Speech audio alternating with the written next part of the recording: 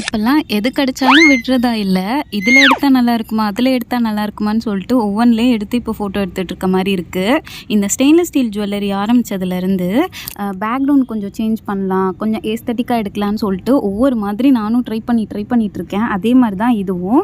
சரி, இந்த Ferrero Rocher box இருக்குல்ல, இதை பார்த்தோன்னே சரி நம்மக்கிட்ட உள்ள ரிங் கலெக்ஷன்லாம் எடுத்து அந்த பாக்ஸ்குள்ளே உள்ள கோல்டன் கலரை எடுத்து கீழே ஒரு சாட்டின் மாதிரி துணி விரித்து சைடில் வந்துட்டு ஒரு லேம்ப் மாதிரிலாம் செட் பண்ணி அந்த மேலே இருக்குல்ல அதில் எல்லாம் மாட்டி விட்டு ரிங் எல்லாத்தையும் வச்சு அரேஞ்ச் பண்ணி பார்ப்போம். கோல்டன் கலரில் இருக்குல்ல, ஸோ நல்லாயிருக்கும் பார்க்குறதுக்கு அப்படின்னு நினச்சி நானும் ஃபுல்லாக அரேஞ்ச் பண்ணிட்டேன்.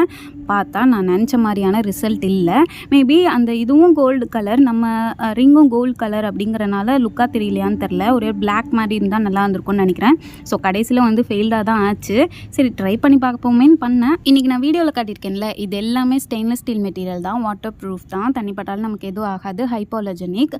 அதே மாதிரி டெய்லி வியர் பண்ணிக்கலாம் நீங்கள். ஸோ இது மாதிரி இன்னும் நிறைய மாடல் இருக்குது. நம்மளோட இன்ஸ்டா பேஜ் வந்துட்டு ஸ்டோரி ஹைலைட்ஸ் செக் பண்ணி பாருங்கள், வித் ப்ரைஸ் டீட்டெயில்ஸோட மென்ஷன் பண்ணி. உங்களுக்கும் ஏதாவது ஃபோட்டோ எடுக்கிற மாதிரி ஐடியா தெரிஞ்சால் கமெண்ட்டில் சொல்லிட்டு போங்க, ட்ரை பண்ணி பார்ப்போம்.